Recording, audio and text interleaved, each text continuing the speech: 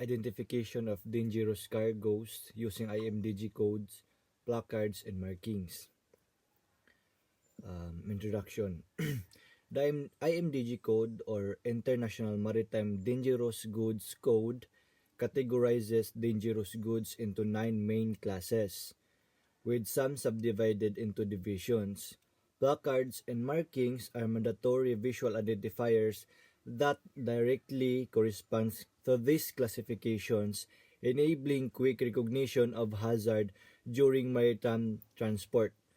They serve as a universal language for crew, port workers, and emergency responders, regardless of language barriers. Key placard or marketing features for classification, we have number 1, class number or symbol. Each class has a unique number displayed prominently on the placard along with a symbol representing the primary hazard. We have class 1, the explosive. Placard shows a number 1 with symbol indicating the division.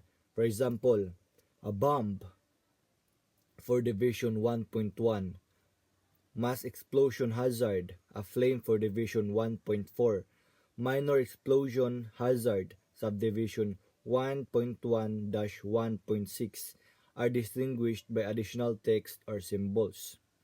We have class 2, which is gases. Number 2 is displayed with a symbol for flammable gas or flame, non-flammable, non-toxic gas or gas cylinder or toxic gas, skull and crossbones. Divisions 2.1 flammable gases, 2.2 non-flammable non-toxic gases, and 2.3 toxic gases are thus identifiable. Class 3 flammable liquids. Number 3 with a flame symbol, no subdivision, but placards may include additional info like flashpoint for specific handling. 4. Flammable solids.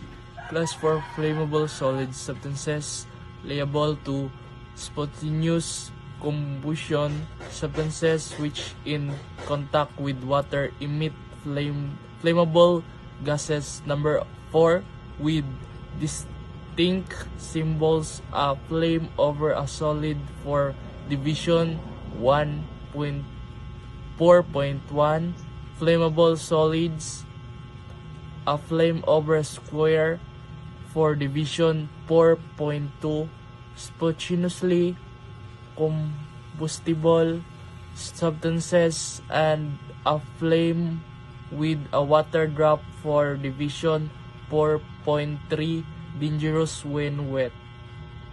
5. Oxidizing substances and organic peroxides. Class 5 oxidizing substances and organic peroxides. Number 5 with a circle over a flame for division 5.1, oxidizing substances and flame over a circle with organic peroxides. Text for division 5.2, organic peroxides. Class 6 Toxic and infectious substances. Class 6 toxic and infectious substances is number 6 with a skull and crossbones for division 6.1. Toxic substances and a biohazard symbol for division 6.2, infectious substances. Class 7 radioactive material. Number 7 with a trefoil symbol, additional markings, radioactive transport index, category label, indicate the level of radioactive through the core class is immediately clear from the number and trefoil. Class 8 corrosive substances. Class 8 is a corrosive substances, a number 8 with a symbol showing a liquid corroding metal and skin.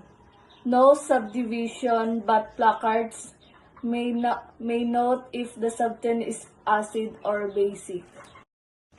Class 9, a miscellaneous dangerous. Class 9 Miscellaneous Dangerous Substances and Articles. Number 9 with a symbol representing a miscellaneous hazard. A diamond with a vertical line and a horizontal line. This class covered goods and included in the other classes such as environmental hazardous substances or elevated temperature materials. Number 2, color coding.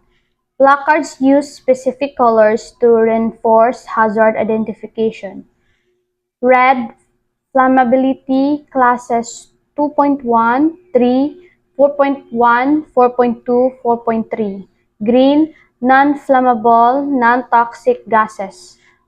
Class 2.2. Yellow, oxidizing substances. Class 5.1. White, black, toxic or infectious substances. Class 6. Yellow, white, radioactive materials. Class 7. Black, white, corrosive substances. Class 8. Blue, dangerous when wet. Class 4.3. Orange, explosive. Class 1. Various, white with black symbol. Class 9. Number 3. Additional markings. Some cargoes require supplementary markings that clarify subclass or specific hazards. Marine pollutant for Class 9 substances that harm the marine environment, or organic peroxide for Class 5.2. These markings help in refining the classification beyond the main class. Challenges in identification. Multiple hazards. Some cargoes pose more than one hazard substance that is both flammable and toxic. In such cases, the primary hazard is determined by the IMDG code and corresponding placard is displayed with subsidiary hazard placards for other risks. This can sometimes cause confusion if the primary hazard is not clearly understood. Faded or damaged placards. Wear and tear during transport can make placards unreadable, hindering accurate classification. Regular inspections and maintenance of placards are crucial to address this. Non-standard markings in rare cases. Incorrect or non-standard marking may be used either due to human error or non-compliance with regulation that requires cross-referencing with shipping documents, dangerous goods declaration to confirm the correct classification. Practical implication: safety compliance, correct identification via placards marking. Ensure the compliance with IMDG code requirements, which is mandatory for all ships involved in international maritime transport. Non-compliance can lead to legal penalties, delays in port, and increased safety risks. Emergency response in the event of an accident, spill, fire, and leak.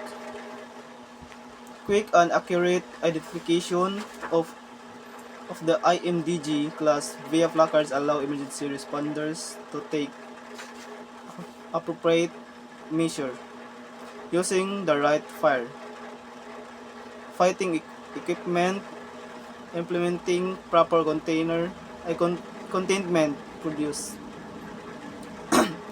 training and awareness. Personnel involved in handling, transporting, or managing dangerous cargoes must be trained to recognize placards and marking and link them to the responding IMDG classes. Regular training updates are initial to keep up with any change to the code and marking requirements.